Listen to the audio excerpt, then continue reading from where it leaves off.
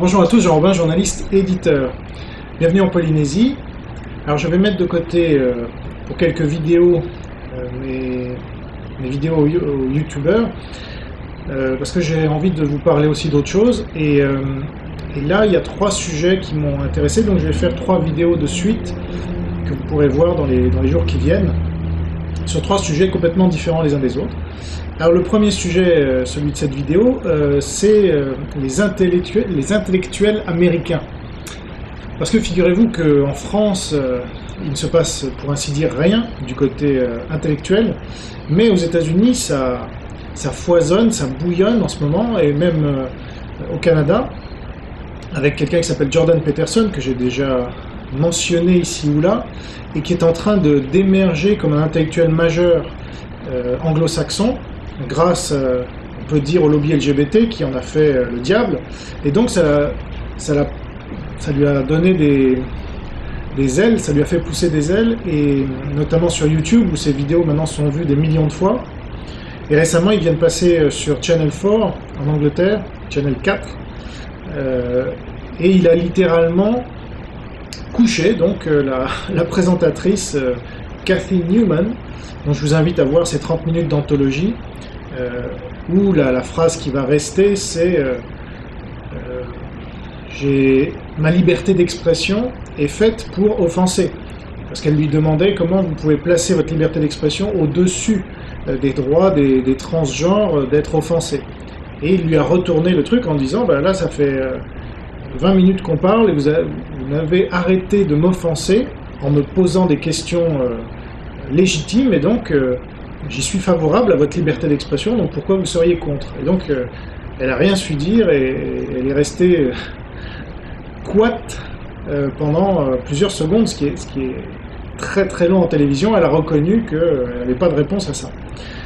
Donc voilà, il y a une véritable révolution conservatrice aux États-Unis, dans l'Amérique du Nord, depuis l'élection de Trump, et même un peu avant, et c'est là-dessus que je vais revenir. Alors, en vous citant les intellectuels, ou des fois c'est beaucoup dire, mais en tout cas des gens qui jouent sur le plan intellectuel un rôle important en Amérique du Nord, sur tout l'échiquier politique, et vous allez voir qu'en France, tous nos intellectuels ou journalistes, etc., sont à classer à gauche ou à l'extrême gauche sur l'échiquier américain. Voilà, ce qui me fait dire, moi, qu'il n'y a pas de droite en France, mais vous verrez pourquoi, j'y reviendrai. Donc je vais commencer par l'extrême gauche, évidemment, et donc là vous avez des gens comme Michael Moore, par exemple, qui est ce fameux documentariste qui a été primé à Cannes, donc toute la bobocratie mondiale qui se retrouve là-bas, donc on le sait maintenant, avec notamment les parties fines de Harvey Weinstein, tous ces gens dépravés et sans aucune valeur, se priment entre eux, voilà, fait un documentaire pour diaboliser le droit des armes, par exemple, avec Bowling for Columbine, ou le capitalisme en général. Ça c'est son grand truc, de diaboliser le capitalisme à Michael Moore. Donc voilà, c'est quelqu'un qui compte énormément là-bas, et qui incarne le contraire de ce qu'il prône, parce qu'il prône évidemment la pauvreté avec sa casquette d'ouvrier, etc. Il vit dans une maison qui est plus une villa, et bon. C'est un peu comme Al Gore. Donc lui, même s'il a commencé politique, il a failli être élu président des États-Unis, il a fini pape de l'écologisme mondial, et un peu comme notre Nicolas Hulot national, il pollue comme personne sur Terre, donc il a énormément de voitures et de sources de pollution en général, donc ça a été révélé, puis il s'est complètement trompé sur le réchauffement climatique, mais bon. Donc, ensuite vous avez des gens comme Rachel Maddow, qui est une présentatrice à MSNBC, qui est une des chaînes principales du système, donc de l'oligarchie américaine, donc de gauche, et elle a commencé, c'est une militante LGBT, au départ, pour les droits des gays, les lesbiennes elles-mêmes, autoproclamées, et ça marche très bien aux États-Unis. Le lobby LGBT est très développé. J'y reviens notamment dans mon nouveau livre, La criminalité du lobby LGBT. Donc Rachel Maddow a commencé comme ça à se faire connaître, et puis elle a été identifiée par le réseau MSNBC, et on lui a confié une émission complète où elle peut déblatérer son verbiage pro-LGBT, anti-Trump évidemment. Et alors ce qui est drôle avec ces gens-là, notamment à l'extrême gauche, donc ils ont appelé à voter Bernie Sanders avant de contraints et forcés appelés à voter Clinton, et tous ces gens-là, vous les voyez se décomposer pendant la campagne, et notamment le soir même des élections, où ils commencent, et notamment Rachel Maddow, il y a des vidéos qui tournent en boucle, parce que elle se décompose littéralement au fur et à mesure que les résultats tombent les uns après les autres, et elle dit « Ah, ça y est, nous vivons en enfer, Trump est élu, c'est votre pays, vous ne rêvez pas, vous n'êtes pas en enfer, maintenant il va falloir faire avec. » Bon, c'est quasiment... Enfin, ça, c'était... Dans l'extrême gauche américaine, notamment hollywoodienne, la gauche et l'extrême gauche, je devrais dire, vous avez ce... Donc on a retrouvé ça aux Young Turks aussi, qui sont la chaîne principale sur YouTube de l'extrême gauche aux États-Unis. Alors, ce sont des gens... Alors vous avez notamment un gars qui s'appelle Cenk Uygur. Ça s'invente pas, donc c'est à pas confondre avec les Ouïghours en Chine, qui sont les musulmans là-bas. Il y a peut-être un lien de parenté d'ailleurs, je ne sais pas. Mais lui, il se dit athée, mais il défend l'islam quand même. Hein. Vous savez, c'est comme nos gauchistes à nous. Et donc, pendant la soirée électorale, c'est pareil, là, ils étaient en live, et puis ils avaient parié 1000 contre 1 sur Hillary Clinton, évidemment, comme tous ces gauchistes. Et au fur et à mesure que les résultats tombent, là aussi, vous les voyez se décomposer, et finalement, ils en viennent à hurler sur Clinton, comme quoi elle serait la pire des candidates que le Parti démocrate a jamais eu. Voilà. Donc, c'est des gens tellement peu stables psychologiquement qu'ils en viennent à cracher sur la personne qu'ils ont soutenue. Et donc Cenk Uygur, voilà, lui, il débat souvent, il a débattu avec Dinesh D'Souza, avec récemment Ben Shapiro, donc avec les conservateurs, les leaders intellectuels conservateurs, et à chaque fois, il se fait laminer, mais c'est pas grave, il continue sa propagande, parce que ces gens-là, évidemment, sont anticapitalistes, ils soutenaient Bernie Sanders lui aussi, donc voilà. Et vous avez Anna Kasparian, alors elle est arménienne et d'origine, et alors que Cenk Uygur, il est turc, et c'est pour ça qu'il d'origine, et donc c'est pour ça qu'ils ont appelé leur show, leur émission, là, The Young Turks, ça veut dire les jeunes Turcs. Sauf que, ce qui est hallucinant, c'est que ça passe alors que c'est le nom d'un mouvement turc qui a perpétré le génocide arménien. Voilà, donc au nom de l'islam. Ça passe. Alors ils ont été pris une fois ou deux sur le fait, par des gens ils parlaient sur une estrade, il y a des gens dans le public qui ont commencé à leur dire comment vous osez vous appeler du nom, c'est comme si un groupe s'appelait jeunesse hitlérienne ou quelque chose. Mais comme il y a un manque de connaissances, une ignorance absolument abyssale sur l'islam et son histoire, on ne sait même pas que The Young Turks, les jeunes Turcs, c'est le nom d'un mouvement qui a perpétré, qui a participé, il n'y a pas que, mais ils ont largement participé, c'est reconnu historiquement, il n'y a aucun doute là-dessus, mais ça ne les empêche pas. Donc vous voyez l'audace, le culot, ou la connerie, je ne sais pas, de l'extrême gauche, d'oser prendre ce nom pour faire son show, et donc plus c'est gros, plus ça passe, et ces gens-là ont quand même un minimum de... Alors c'est la chaîne la plus vue sur YouTube, je crois, en termes de chaîne politique, mais ils ont quand même un minimum de respect de la part des conservateurs qui acceptent de débattre avec des gens qui sont des apologètes de génocide. Donc ça, je n'ai pas trop bien compris. Mais bon. Donc voilà, ça c'est... Est-ce que j'ai oublié quelqu'un ? C'est à peu près... Ah oui, Noam Chomsky, comment oublier le dinosaure d'extrême gauche qui est là. Alors lui, déjà, il débattait avec Michel Foucault, vous voyez, ils débattaient ensemble de la dictature du prolétariat. Il y a une vidéo sur YouTube que vous pouvez regarder, alors c'est en anglais. Voilà. Michel Foucault parle en français, évidemment, mais...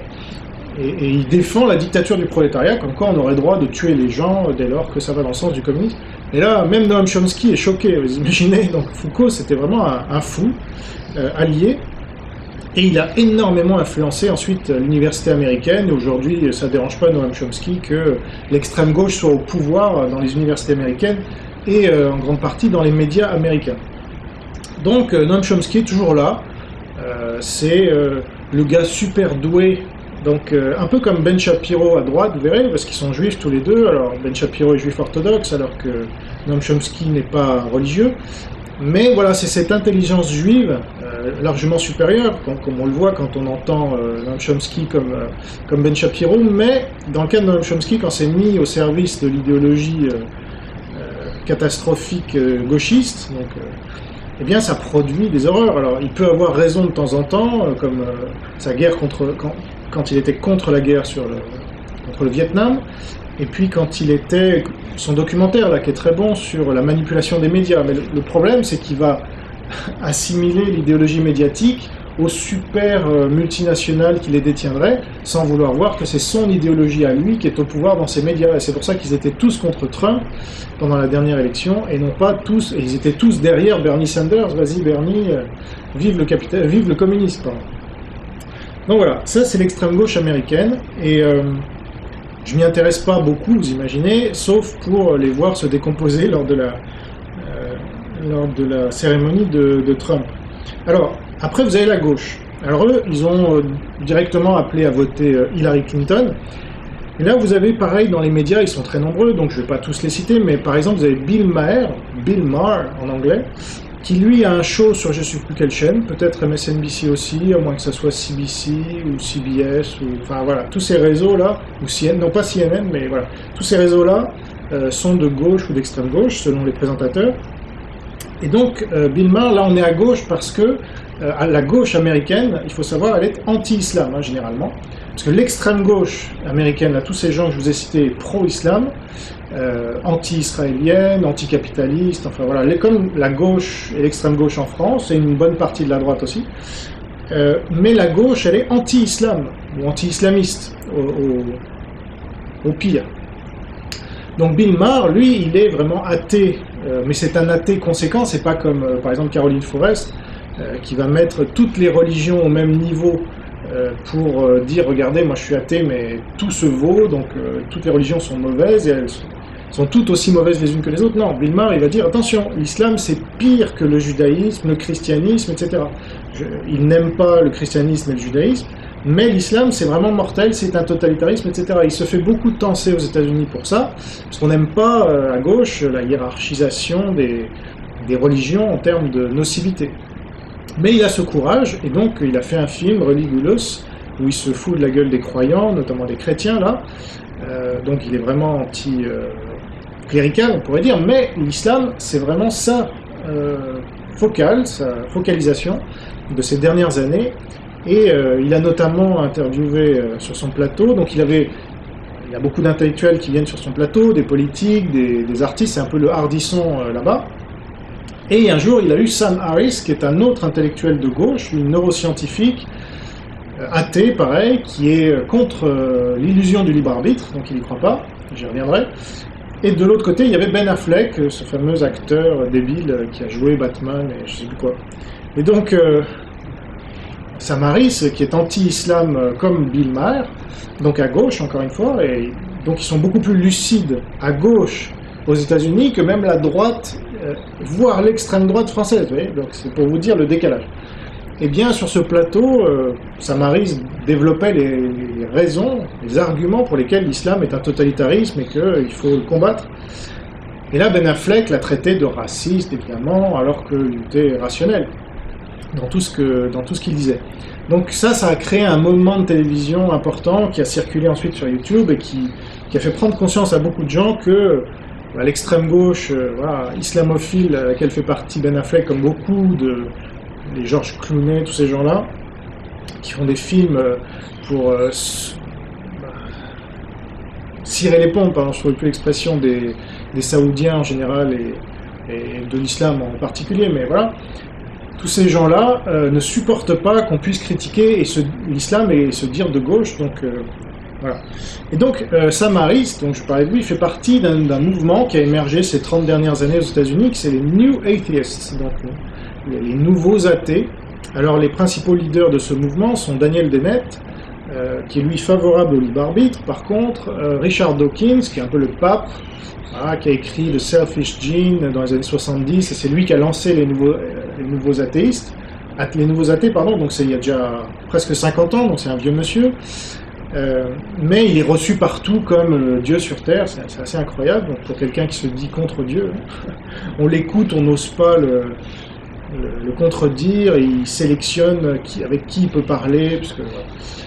Et vous avez donc Sam Harris, et puis feu Christopher Hitchens, qui était l'alcoolique de service, frère d'un autre Hitchens dont le nom m'échappe à l'instant, mais qui est en Angleterre et qui est lui conservateur, donc c'est un peu les frères, c'est des fratricides, quoi.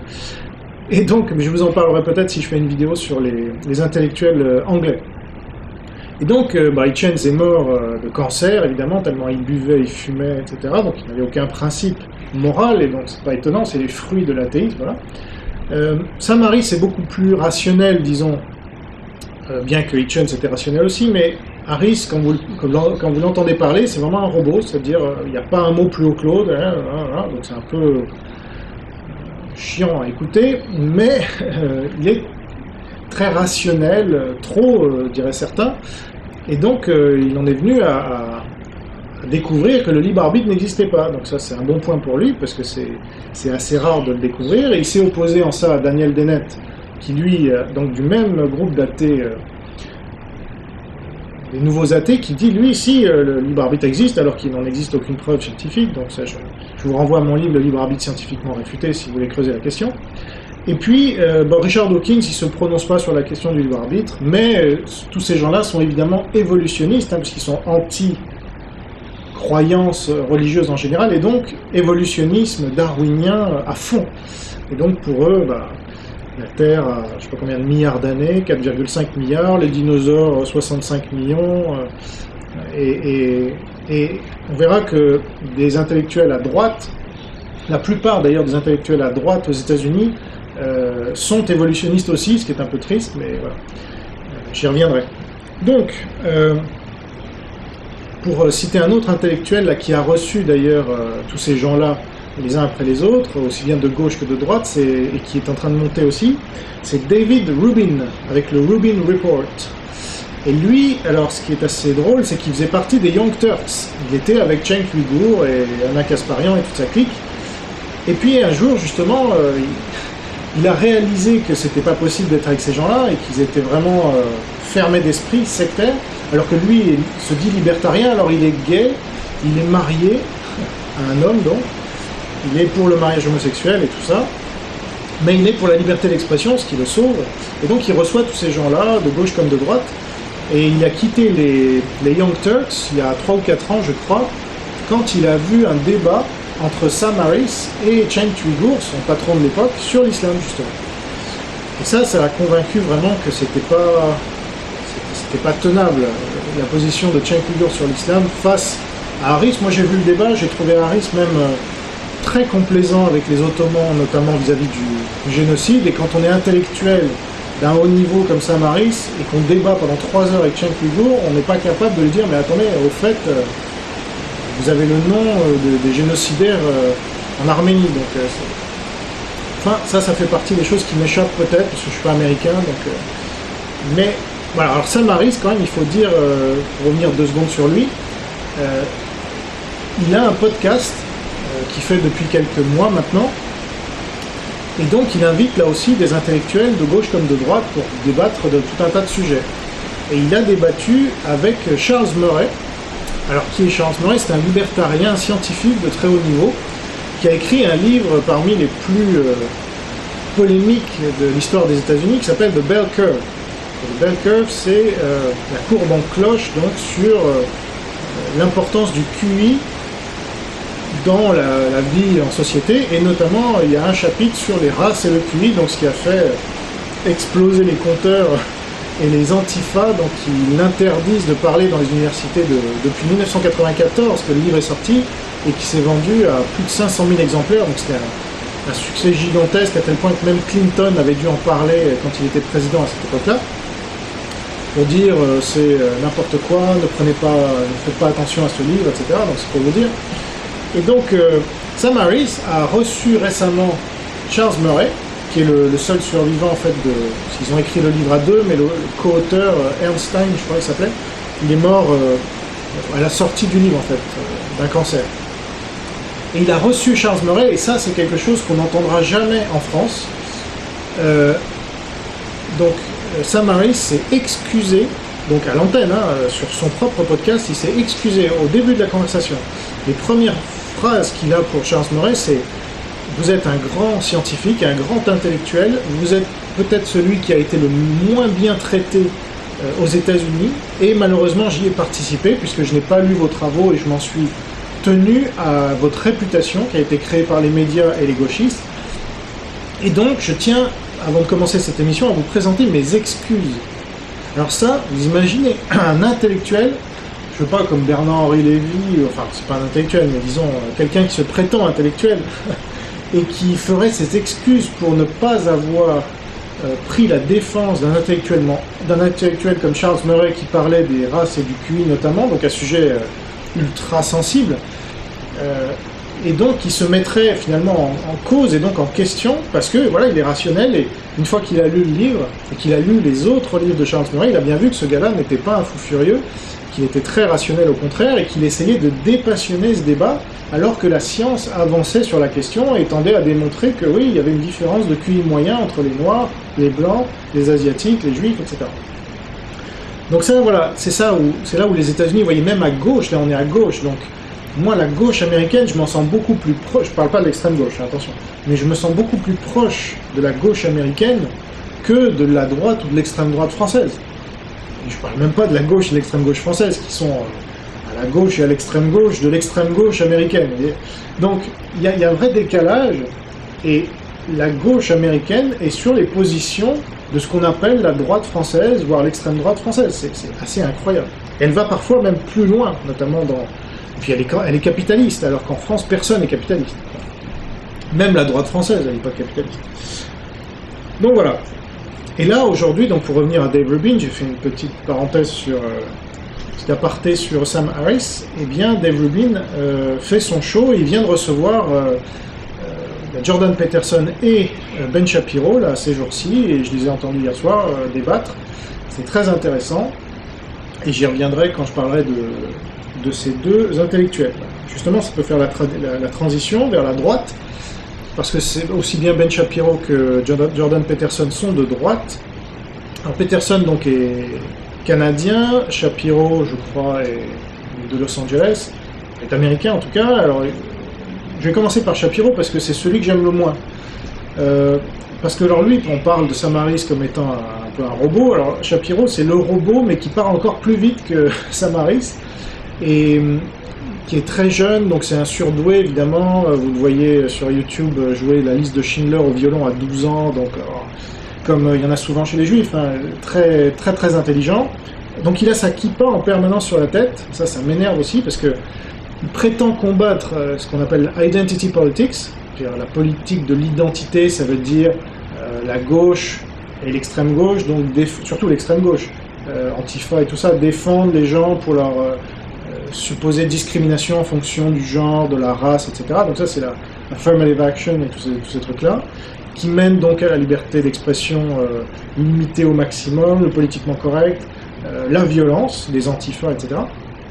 Et donc, Ben Shapiro lui dénonce ça, mais en même temps, il incarne cette identity politics, et il a été pris sur le fait, d'ailleurs, dans le débat qu'il a eu avec Jordan Peterson, très subtilement, Jordan Peterson lui a fait comprendre qu'attention, s'il allait dans cette voie, il allait sur la voie de l'identity politics, et c'était assez intéressant de voir Peterson à 55 ans, je crois, alors que Shapiro en a 30 de moins, et donc c'est un peu le maître et l'élève, si vous voulez, même si Shapiro est beaucoup plus connu pour l'instant, mais je crois que Peterson va vraiment sortir du lot à moyen terme, parce c'est une encyclopédie vivante, j'y reviendrai.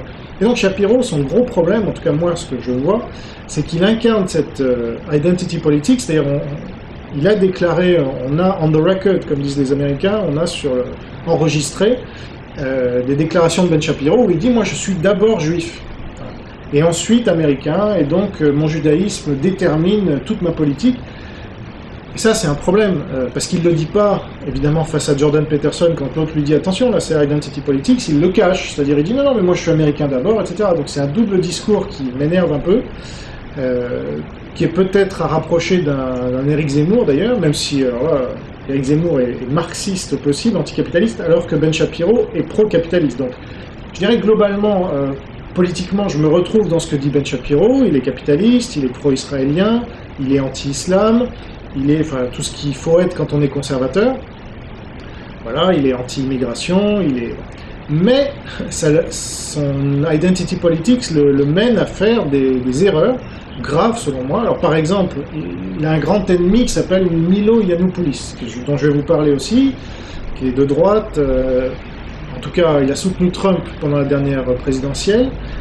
Et dans une de ses conférences, Milo, comme on l'appelle, a dit à une musulmane « Mais pourquoi vous portez le voile? Vous êtes aux États-Unis » Et ça n'a pas plu à Ben Shapiro, et il le dénonce en disant « Comment on peut dire ça? Il faut laisser... » Parce que lui, il porte la kippa, vous voyez. Et donc, comme il porte la kippa, il doit dire aux musulmanes « Vous avez le droit de porter le voile. » Et voilà le problème.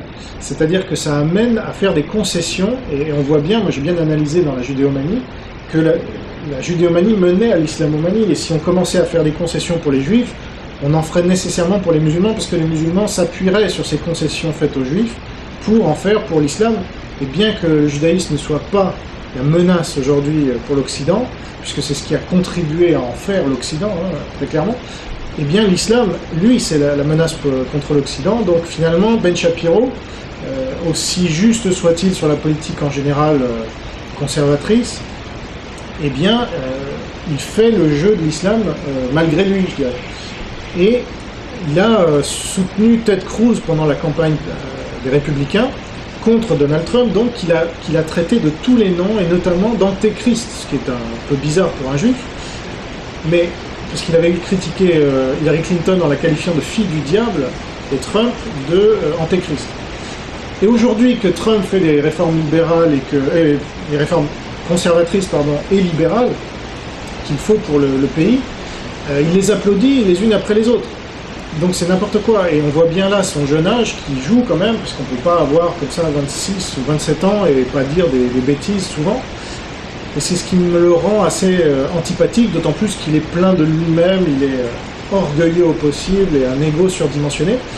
Donc c'est assez énervant de l'écouter parler, parce qu'il sait tout, il a 25 ans mais c'est pas grave, ou 27 ans, il sait déjà tout, il a tout vu, et ça c'est fatigant.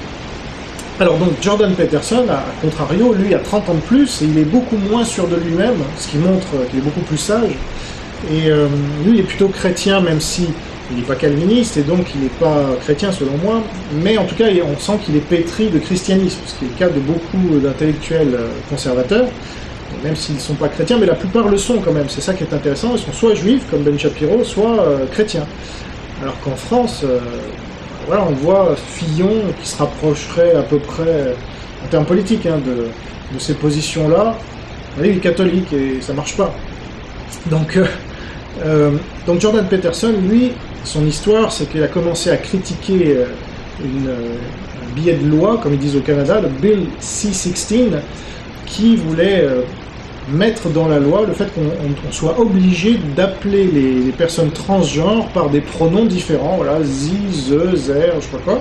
Et lui, il a dit non, c'est orwellien, c'est totalitaire, on sait où ça mène, Mao, etc. Et donc ça a créé une polémique hallucinante, puisqu'il est prof à l'université de Toronto. Et donc son université a commencé à dire attention, là vous allez à l'encontre d'une future loi. Donc ça l'a mis en fait sur un piédestal, parce que tous les conservateurs, déjà canadiens et américains, parce qu'aux États-Unis ils ne sont pas encore aussi avancés que ça en termes de politiquement correct, c'est là où le Canada avec Trudeau et tous ces cons-là, et le lobby LGBT, Trudeau va manifester, c'est comme si Macron allait à la Gay Pride, quoi. On n'en est pas encore là, mais ça serait tardé. Donc Trudeau, lui, il n'hésite pas. Et donc il passe la Bill C-16, et ça a fait émerger Jordan Peterson, et comme il est brillant, voire brillantissime, c'est un clinicien, donc il a 40 ans de professorat derrière lui et de pratique clinicienne, donc il a une mémoire, c'est un gars surdoué là aussi, il a un QI certainement aussi élevé que Ben Shapiro, et donc c'est une encyclopédie vivante, il a des exemples pour tout ce dont vous voulez parler avec lui, il suffit de regarder un de ses débats, il va vous sortir dans tous les domaines.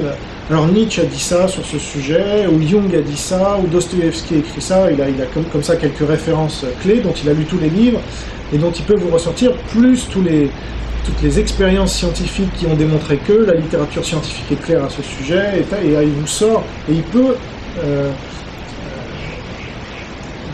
aller dans le détail de n'importe quel sujet, à la demande. Donc c'est un client parfait pour les médias, et justement il a été interviewé pour son nouveau livre 12 règles pour votre vie, pour vivre mieux votre vie, sur Channel 4, et c'est là où il a retourné la présentatrice, et là ça crée, c'est en ce moment là, ces derniers jours, ces dernières semaines, ça crée un buzz pas possible sur le net.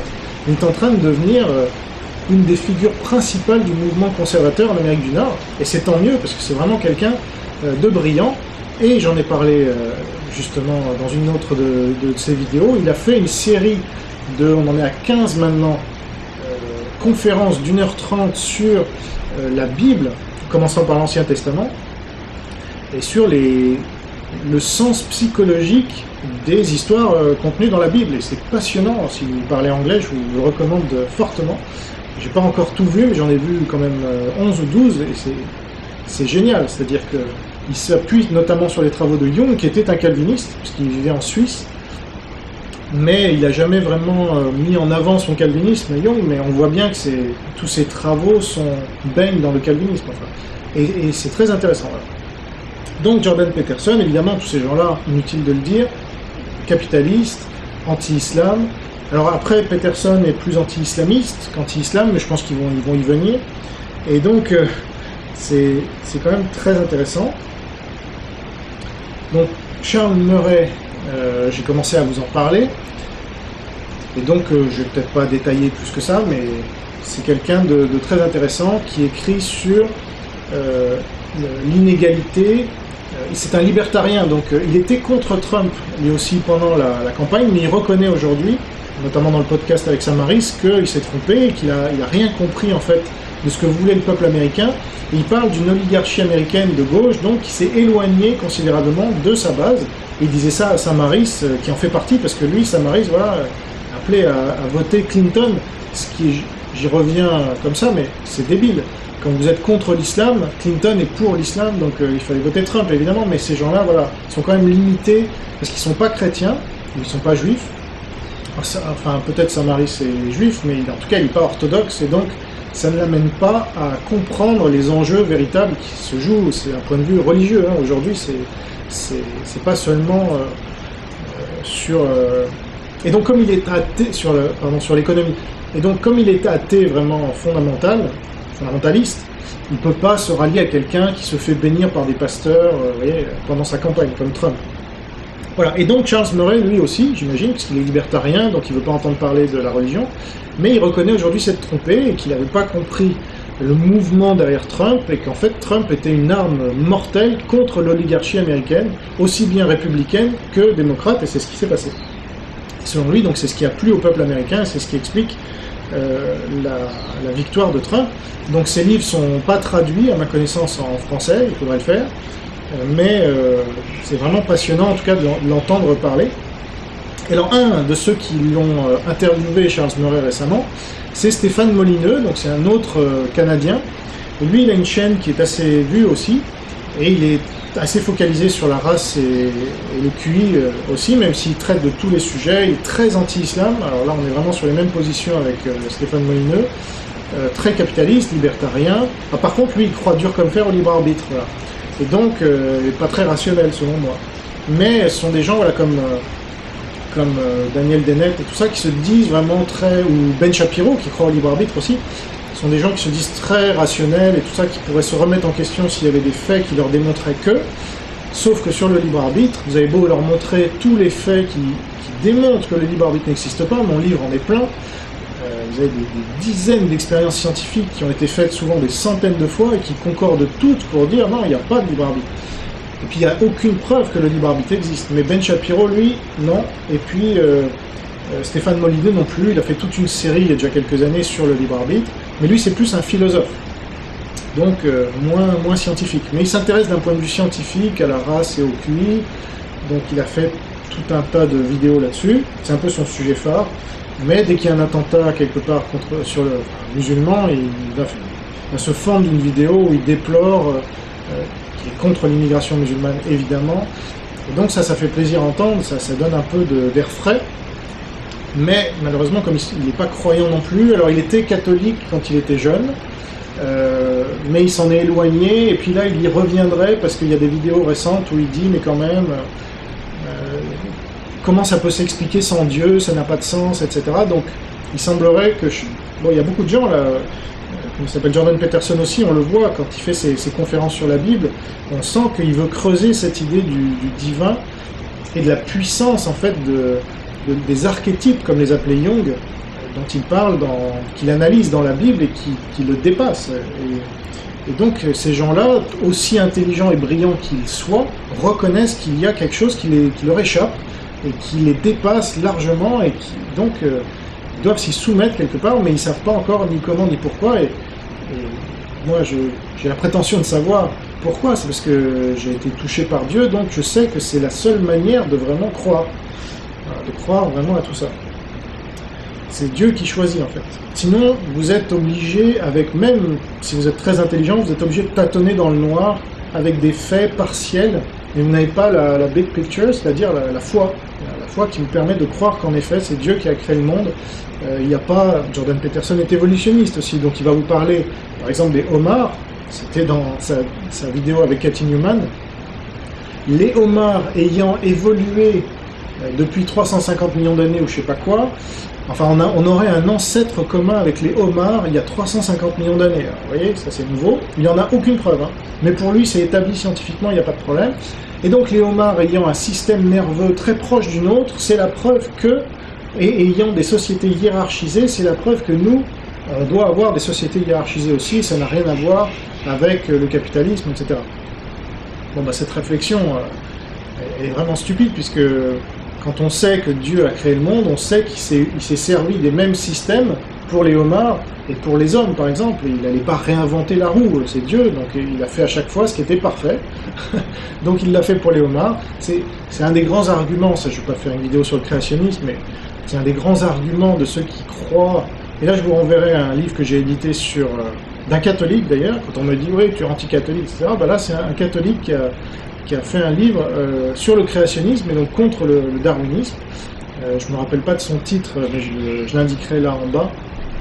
Et c'est un livre très intéressant qui démontre que c'est pas parce que vous avez, par exemple, des fémurs chez les singes, les fémurs c'est en bas plutôt, ou les mêmes os dans les bras, etc., que ça démontrerait qu'il y a une évolution. Non, ça démontre qu'il y a c'est pas un ancêtre commun qu'il y a, c'est un créateur commun. C'est comme quand vous créez différentes marques de voitures, vous allez, même une voiture et un avion, vous allez vous servir des pièces de métal pour la carrosserie de l'avion comme de la voiture, et ça ne démontrera pas une évolution de la voiture à l'avion, ce serait débile. Non, c'est parce que l'homme, le créateur des deux, s'est servi du même matériau. Voilà. Ça me paraît évident, mais voilà, les évolutionnistes veulent y voir une preuve de l'évolution, donc laissons-les dans leur illusion. La plupart croient au libre arbitre aussi, donc c'est pas étonnant, sauf Samaris, non? Et voilà. Donc ça, c'était pour Stéphane Molineux. Alors après, on peut parler de Dinesh D'Souza. Ah oui, juste sur Stéphane Molineux quand même, il est pour le libre arbitre, mais il croit aussi que la race et le QI, le QI donc qui est inné, joue sur la race qui est innée joue sur le QI. Et donc c'est contradictoire, on ne peut pas à la fois croire au libre arbitre et à ça. Mais il ne voit pas la contradiction, ou en tout cas, pas encore. Alors, peut-être qu'avec l'aide de Dieu, il pourra avancer. Alors après, vous avez quelqu'un qui s'appelle Dinesh D'Souza, qui est un peu le Michael Moore de droite, qui a fait beaucoup de documentaires sur les Obama, sur les Clinton, etc. Très intéressant. Son dernier documentaire, c'était sur... son dernier documentaire, c'est sur Clinton. Et son avant-dernier documentaire, c'était sur l'Amérique, et il a remis en question tous les clichés gauchistes qui veulent diaboliser les États-Unis, sur l'esclavage, en expliquant que l'esclavage ça a eu lieu dans toutes les civilisations, sur le génocide des Amérindiens, en disant que la plupart ont été tués par les bactéries qui ont été importées par les Européens, en fait, qui étaient les premiers Américains, qui vivaient au milieu des cochons notamment, et qui étaient immunisés contre ça, mais les Indiens, non, etc. Donc ça, c'était vraiment très intéressant.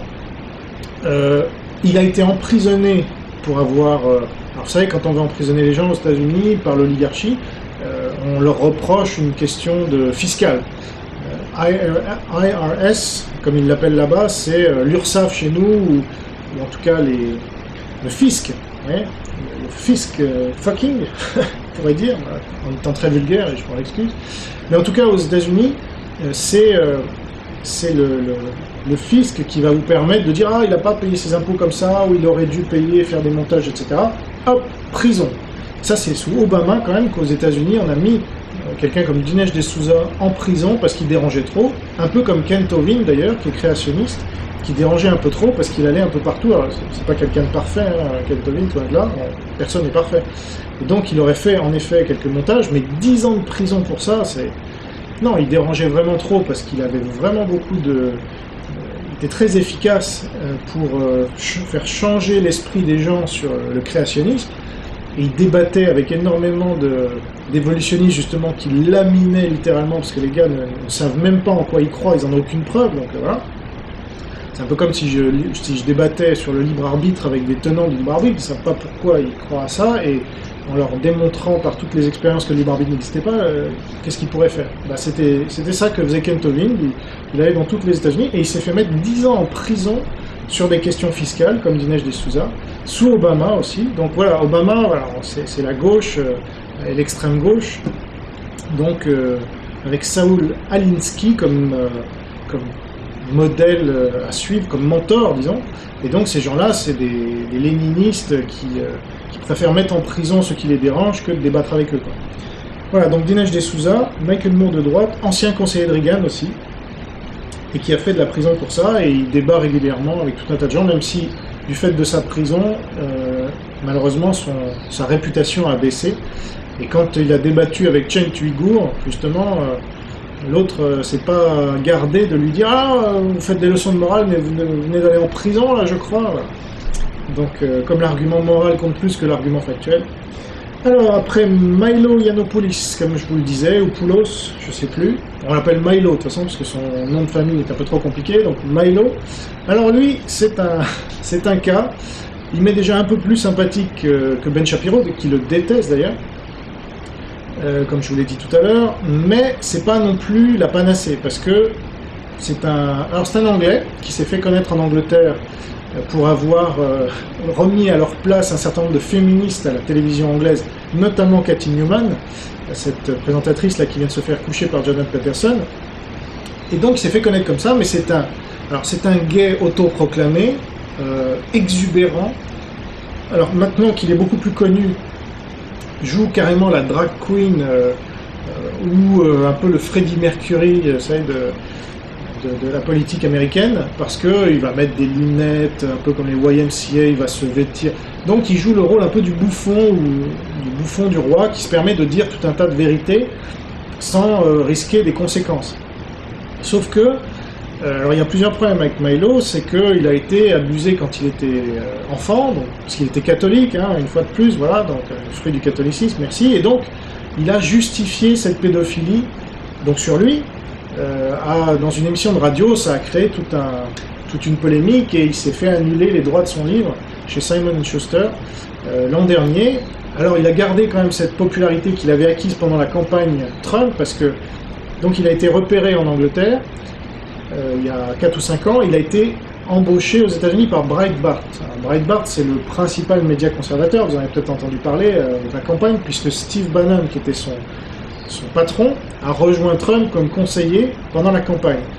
Et donc Andrew Breitbart, qui est le fondateur donc, de Breitbart, c'était pareil, un conservateur très éloquent, très charismatique, mais qui est mort dans des conditions assez tragiques, très jeune.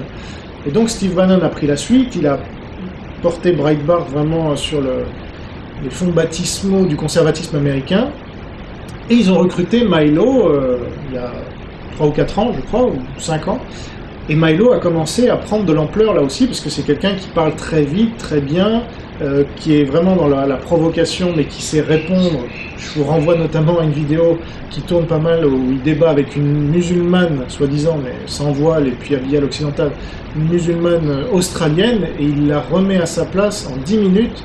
Il démontre qu'elle n'a rien de musulman et qu'elle n'a rien compris à l'islam, sinon elle ne serait pas favorable à l'islam, parce que ça va surtout être nuisible à elle. Donc voilà, c'est quelqu'un qui, comme Ben Shapiro, il fait le tour, il fait des conférences qui sont très... il y a beaucoup de monde qui viennent à ces conférences, souvent beaucoup plus que des centaines, parfois des milliers de personnes, et ce qui nécessite qu'ils aient une sécurité. Et souvent, les universités américaines qui sont de gauche interdisent à Milo ou à Ben Shapiro de venir s'exprimer. Donc, pendant ces conférences, pendant 1 heure, il va traiter d'un thème. Et puis après, il y aura des questions-réponses. Et pendant ces questions-réponses, je dois avouer qu'aussi bien Milo que Ben Shapiro ont une capacité à laminer les arguments de gauche et d'extrême gauche. C'est ce qui fait leur succès, et c'est pour ça qu'on vient les voir, et c'est pour ça qu'on regarde leurs vidéos. Donc ça me dérange pas chez Milo. Ce qui me dérange plus, c'est que on peut pas être fier d'être gay et conservateur. Ça marche pas, en tout cas pour moi. C'est-à-dire qu'ok, t'es gay, très bien, mais on va pas commencer à le dire sur tous les plateaux en faisant quelque chose de positif, parce qu'on fait pas d'un péché quelque chose de positif. Si tu es gay, c'est un péché chez les conservateurs, chez les chrétiens, et même chez les juifs, et donc tu dois pas t'en enorgueillir, ça doit être une honte pour toi.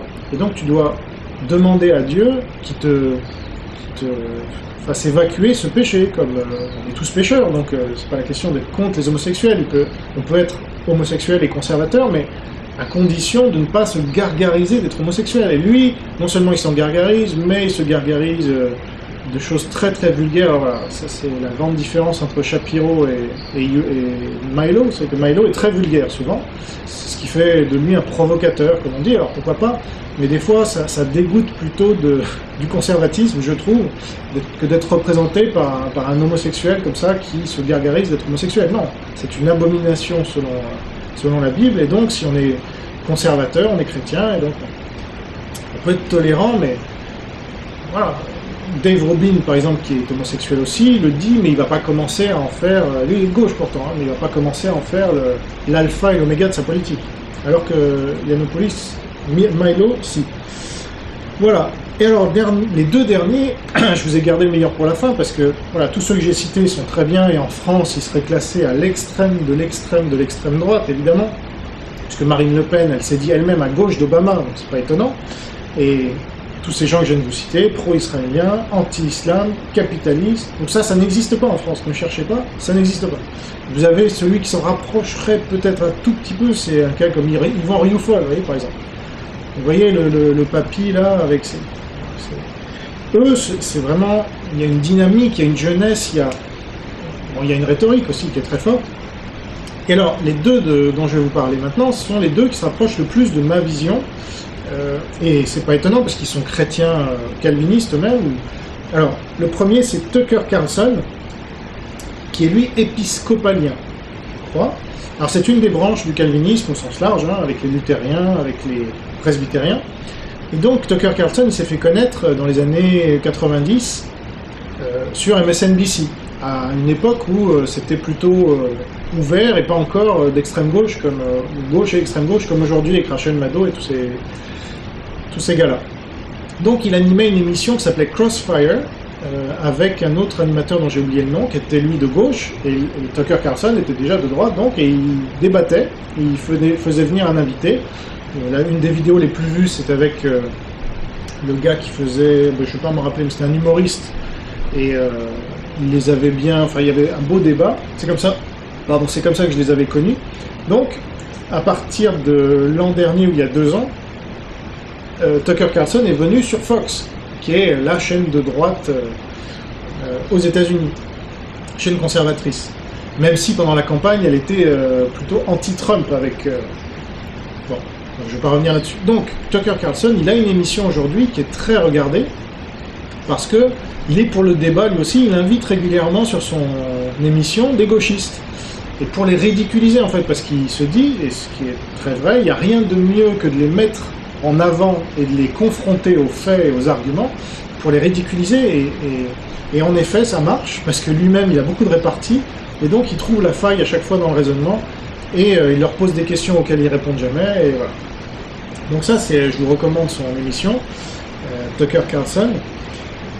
Et l'autre, donc lui, voilà, on est vraiment sur les mêmes positions, il est vraiment chrétien, donc il a des valeurs, et il pourra reconnaître quand il se trompe, etc. Mais je partage 99% de ce que j'ai vu qu'il disait, donc c'est vraiment, ça fait plaisir. Et alors l'autre dont je partage 99%, pour ne pas dire 100%, parce que Carson, je ne sais pas s'il est créationniste, mais Ann Coulter, j'en suis certain, elle est créationniste, elle l'affirme haut et fort, elle a même fait des livres là-dessus, et c'est une femme, c'est un peu moi je suis un peu la Ann Coulter français, et il n'y en a pas d'autres, hein, vous pouvez chercher, et elle est un peu le Jean Robin américain, si vous voulez. Et en fait, on voit bien la différence, c'est-à-dire qu'on est sur les mêmes positions, elle est créationniste, anti-immigration, anti-islam, pro-israélienne, pro-capitaliste, pour résumer, chrétienne, donc créationniste, donc, et elle est...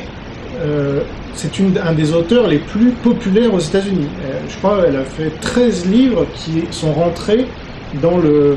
Vous savez, le New York Times a un classement qui est reconnu un peu par tout le monde. Le New York Times, c'est un peu le monde américain, donc ils font un classement des meilleures ventes de livres aux États-Unis, et elle a 13 livres qui sont rentrés dans ce classement.